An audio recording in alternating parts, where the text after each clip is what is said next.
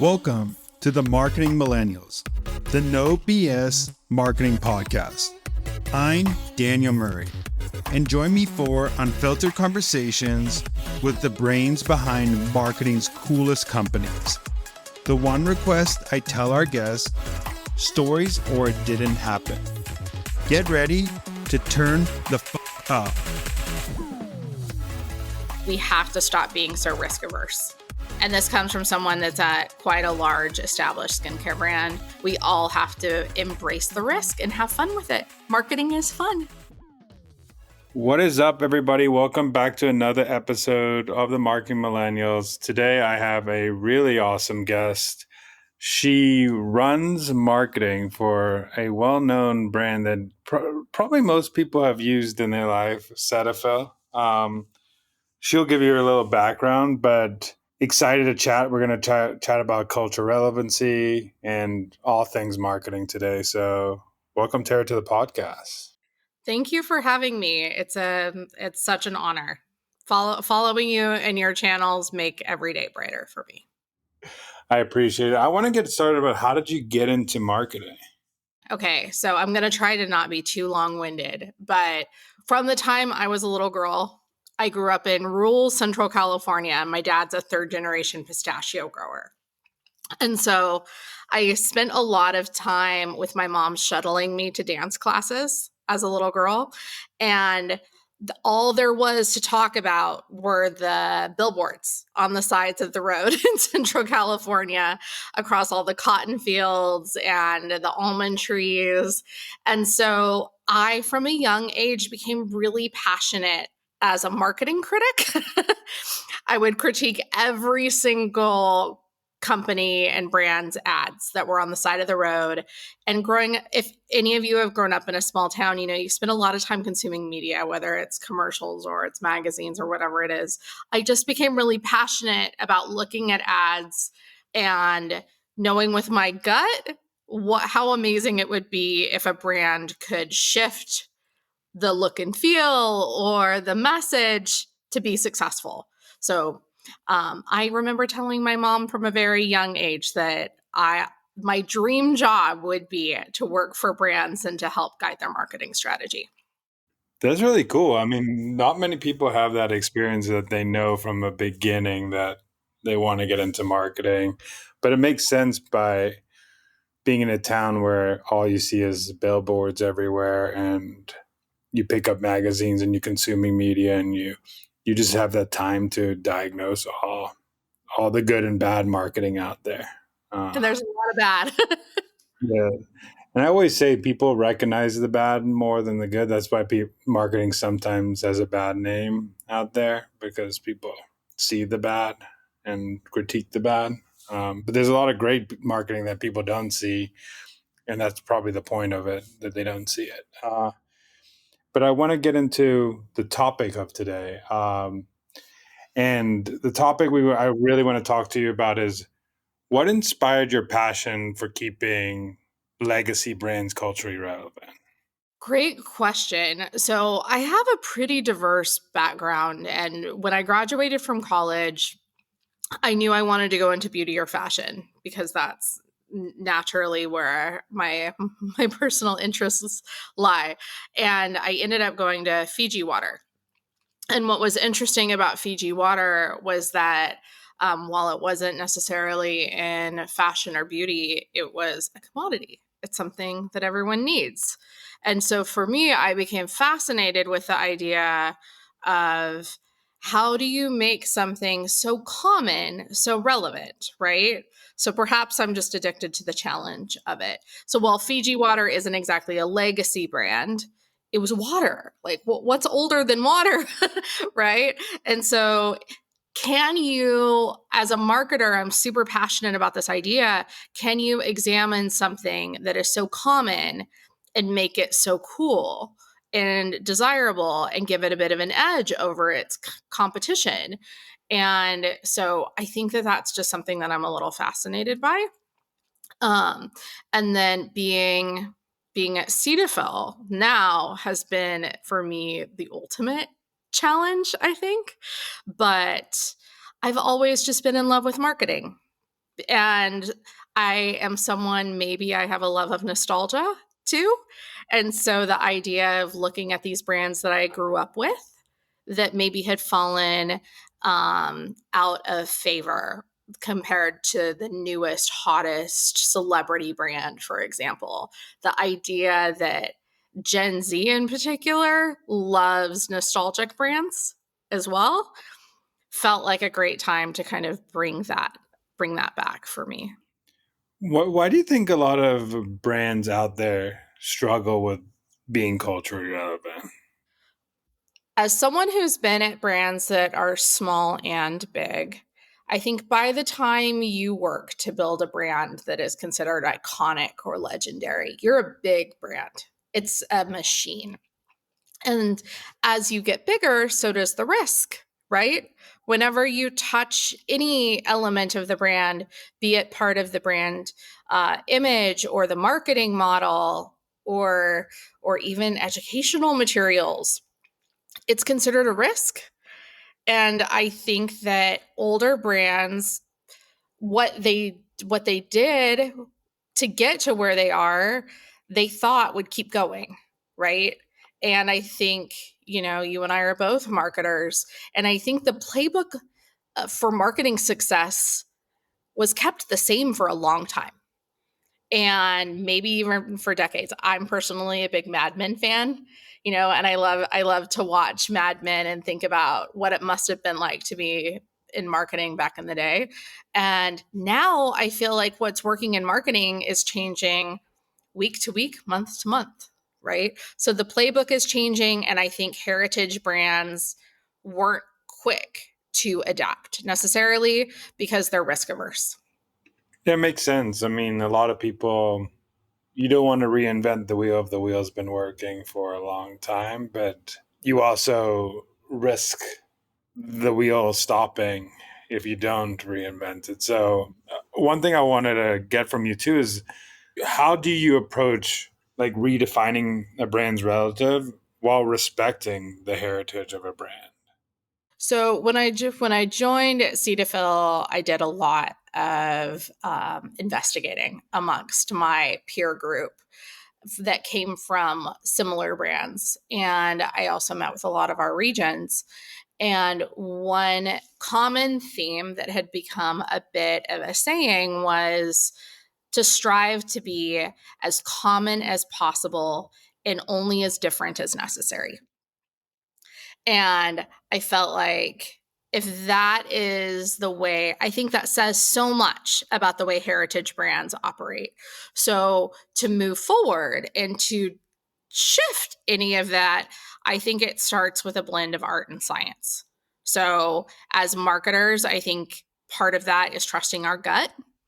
And then I think part of that is matching it up with data, because especially when you're someone that's coming into a heritage brand, you don't want to be a bull in a china shop, right? You want to inspire with your ideas in the art side of it, but it has to be grounded in the science, which is the data.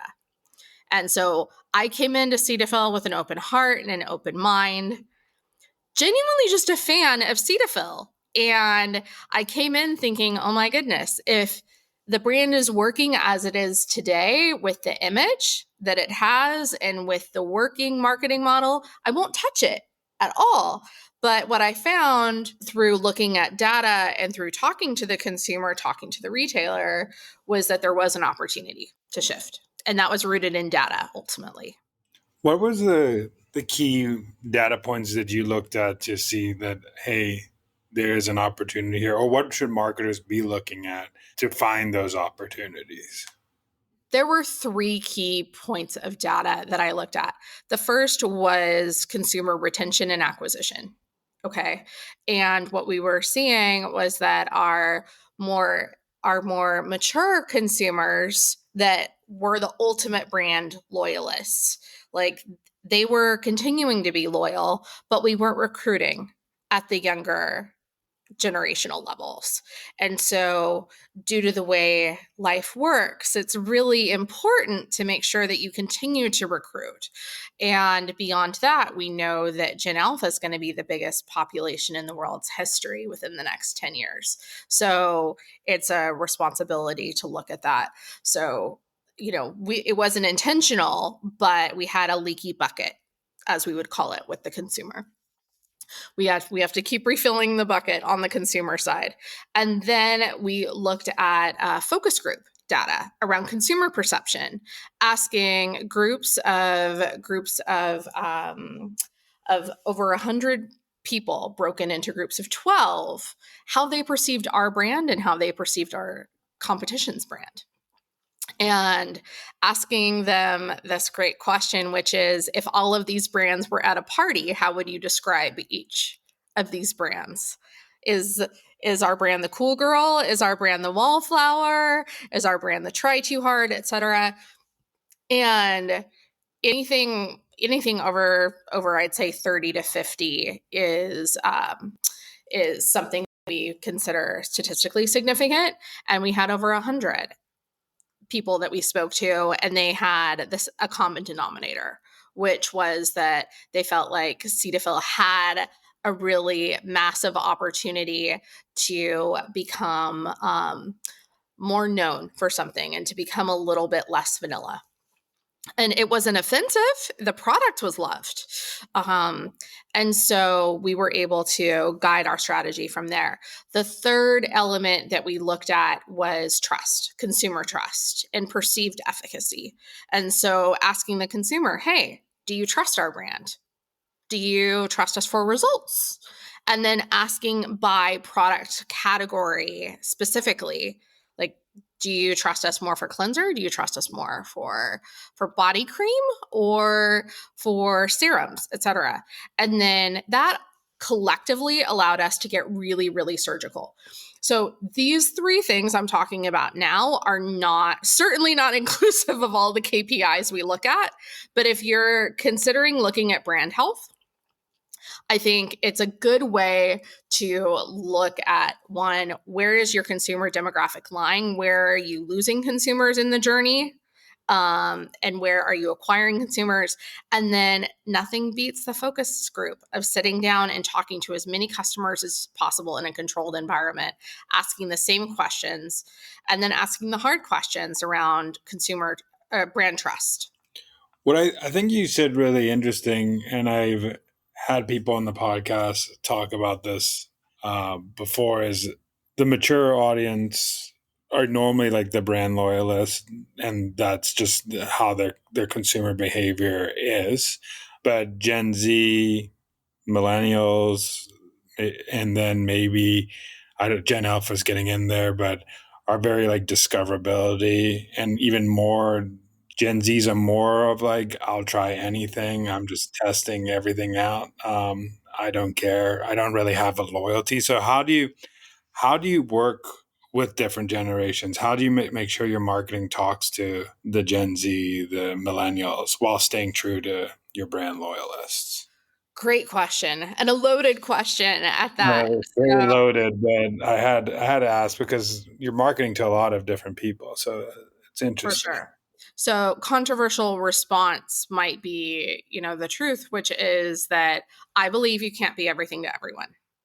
I believe if everyone wants to buy you, that's amazing, and that should be the goal. But I believe that you absolutely have to have a design target.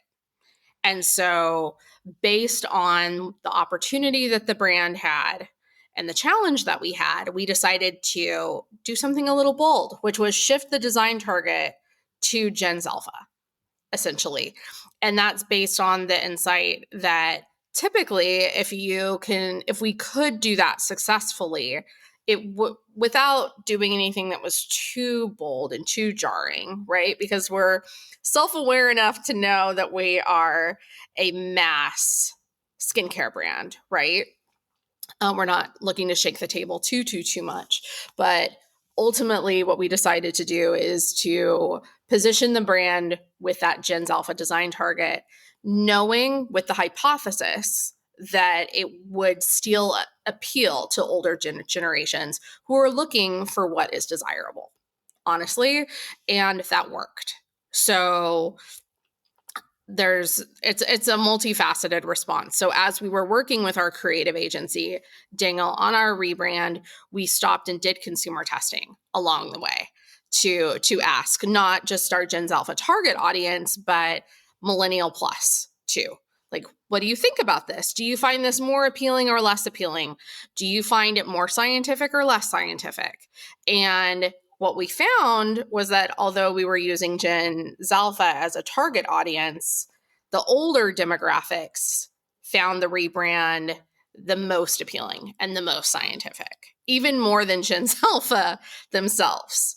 So I think that hypothesis proved itself to be true, which is that although older generations might not be like brand agnostic like Gen Z is, they're more loyalists. They're also, I'm finding, to be more flexible and still wanting to be buying products that are viewed as desirable by younger generations.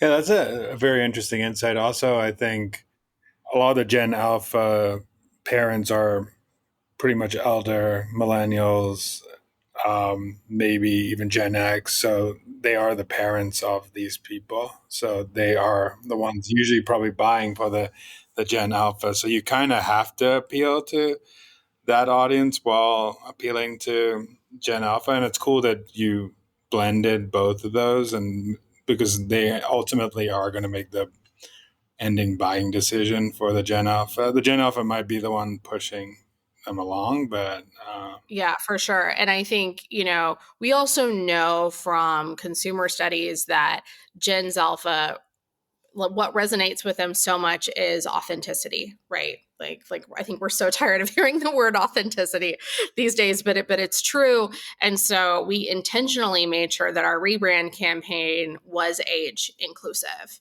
and it was skin tone inclusive, and it was something that we wanted real people to see themselves in the campaign. Whereas before, our advertising, if I may be so bold, was a little bit more on the expected traditional side. And you might have seen one model and you didn't necessarily get a full vibe from the campaign, and you do now. To build on that thought, I also know that to be true because before coming to Cetaphil, I spent nearly the past 10 years at LVMH's beauty brand incubator, Kendo Brands, where I worked with Marc Jacobs on Marc Jacobs Beauty, and in the later years of my time at Kendo, spent a lot of time on Fenty Beauty. And one of my most memorable campaigns at Marc Jacobs Beauty was signing Kaya Gerber. And we were her first beauty contract. I've been thinking about this a lot this week since she's on the cover of American Vogue and Marc is the guest editor. So was thinking about the fact that when we took that risk of signing Kaya Gerber on Marc Jacobs Beauty, she hadn't she didn't even have an Instagram yet. She was a relatively unknown model.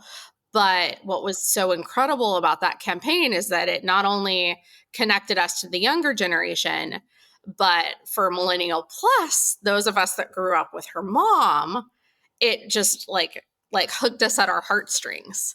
And so we saw our consumer acquisition rates on Marc Jacobs Beauty go through the roof with that campaign, not just connecting the brand to Kaya's generation, but to older generations as well. So I came into, point being to bring it full circle, I came into this role at Cetaphil feeling really confident about that idea that you shouldn't be afraid to reach young, because if you're smart about it, you can connect to the heartstrings of the older demographics too. that's a really cool campaign.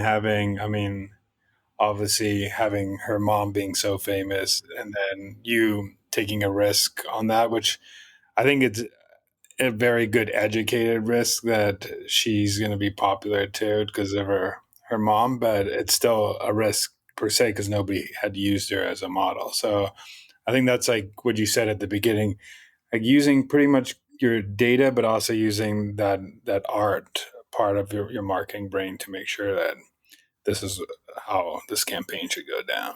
Yeah, and I don't think we talk about it enough as marketers. And I feel like so many people are looking for a playbook on how to be successful in marketing. And at the end of the day, I feel like my biggest wins as a marketer have been fine-tuning that art, that instinct side, so that when you just know the second you hear a good idea, you just know that it's going to be successful, you know it's going to be viral, and you learn to trust that gut.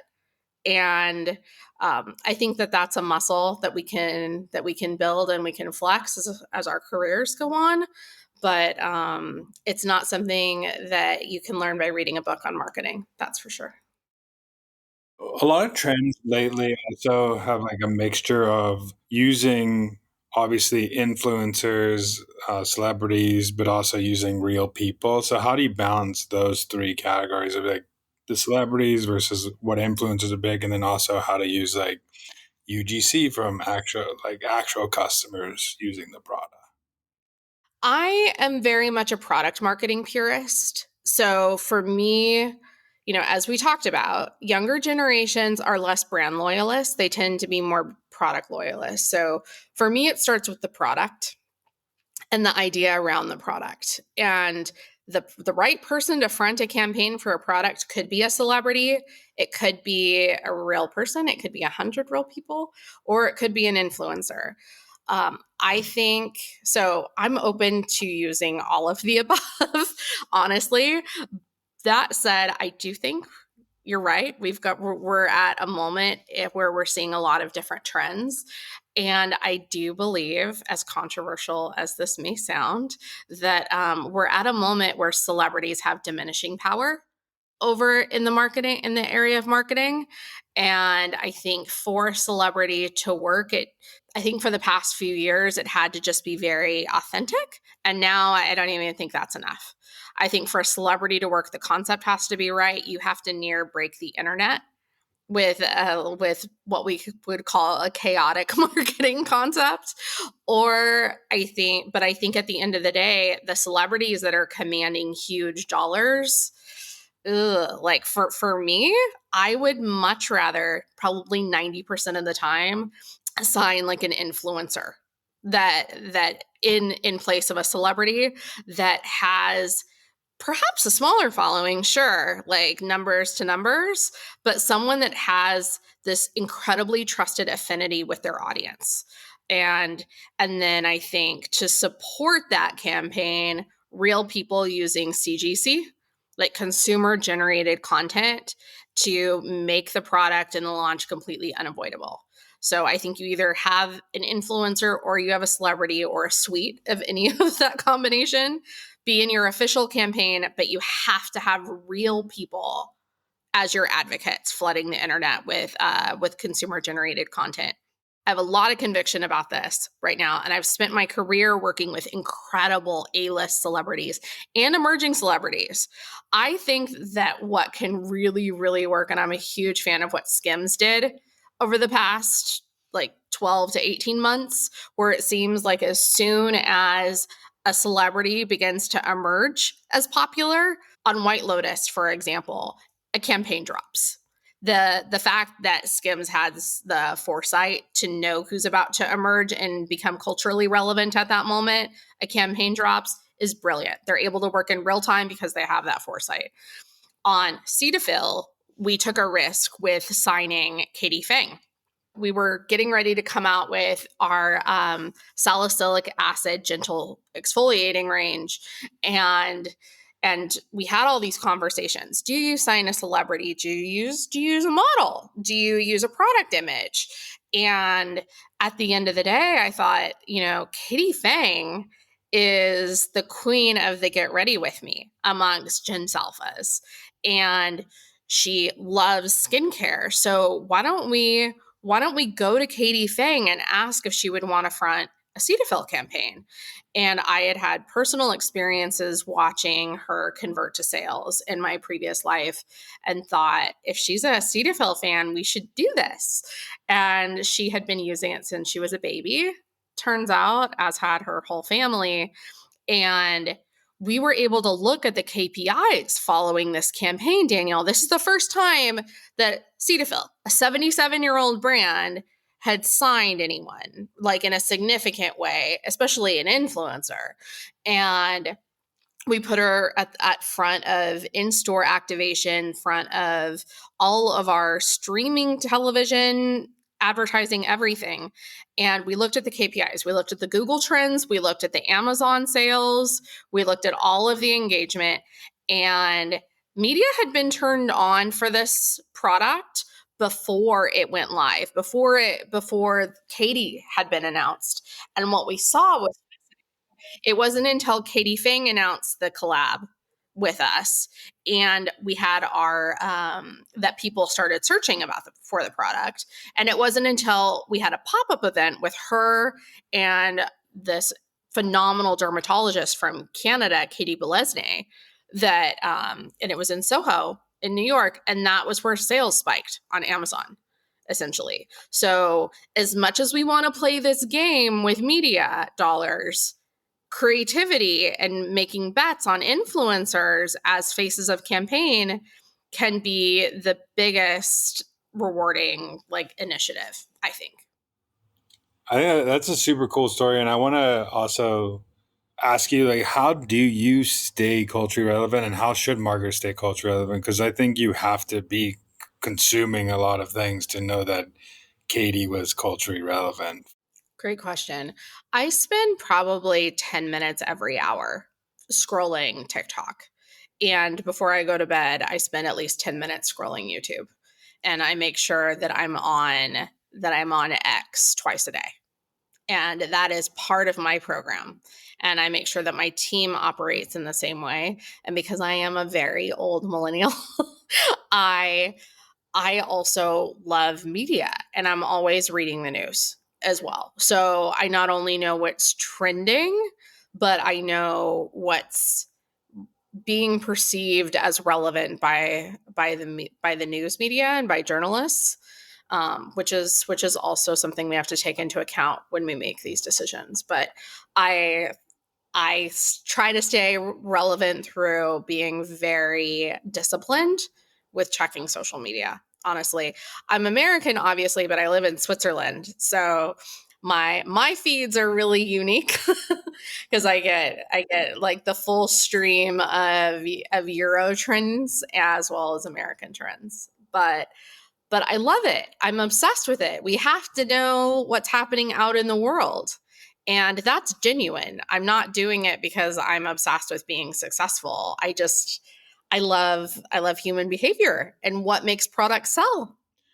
I love that because I always have the hypothesis that the best content creators, the best marketers are the deepest consumers, and I think you have to be a great consumer to be a great marketer. It works, but you can't just create things because a new idea is basically two disjointed ideas put together, and you're just connecting the dots, and you need those dots by consuming. Otherwise, you're just never going to come up with anything really that creative. Yeah. I'll give you an even more analog answer than that. So, 6 years ago, I moved from San Francisco to Paris. And my life changed when I moved to Paris and I started walking to work. Okay. And living in San Francisco, the hometown of Uber, I wasn't doing a lot of work walking in San Francisco. And when I moved to Paris, I found myself walking to work, which was about 30 minutes every day. And because Paris is so beautiful, like you want to enjoy that, right? But I found myself walking and looking at people, looking at businesses, looking at architecture, walking through the park, naturally looking at street style, looking at beauty trends, looking at advertisements that were going by on buses, looking at what was in the metro.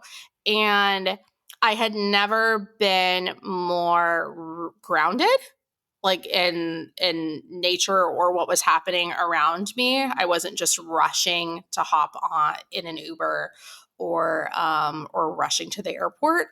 And so I got the best ideas by living that lifestyle, honestly, because I was able to pick up on real relevant consumer behavior in a way that I hadn't been before. Because I think a lot of us are very much at risk of losing our edge, our creative edge, because we're rushing to the office, we're coming up with ideas on demand, and we're not spending enough time out in stores and on the street seeing real consumer behavior. When I was in San Francisco last month, I had the opportunity to spend a lot of time in stores, and I spent hours just talking to our consumers.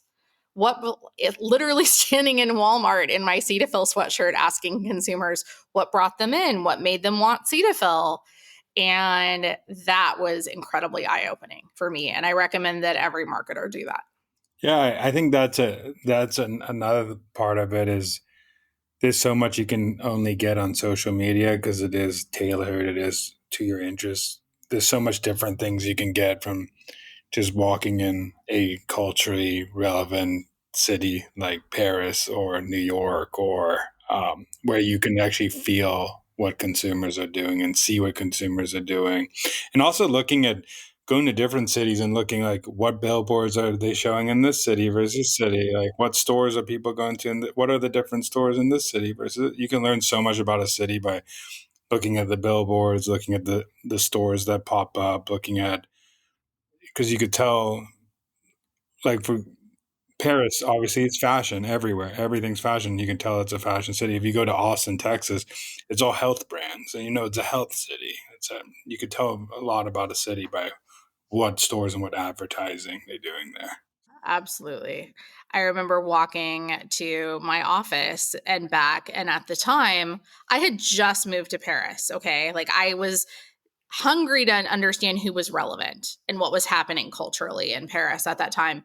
And I saw this incredibly beautiful woman who was in this campaign for La Paradis Latin, which is the Moulin Rouge's competitor. And her name was Iris Mittenaere. Iris Mittenaere was a former Miss Universe that had been Miss France. So France was incredibly proud that Miss France had made it to Miss Universe. And she was so cool and so beautiful that La Paradis Latin had signed her on as a guest performer. And I saw her everywhere. I saw she had nearly 2 million followers. And because of that, I asked my team about her. And because of that, I thought, we were launching a new mascara campaign. We should ask Iris Mittenaere. And so we asked her to be the face of a mascara product for KBD Beauty. And it was hugely successful. But if I had, not been out walking around and seeing what was alive around me in my city, I might not have ever have learned about Iris Mittenaere, candidly.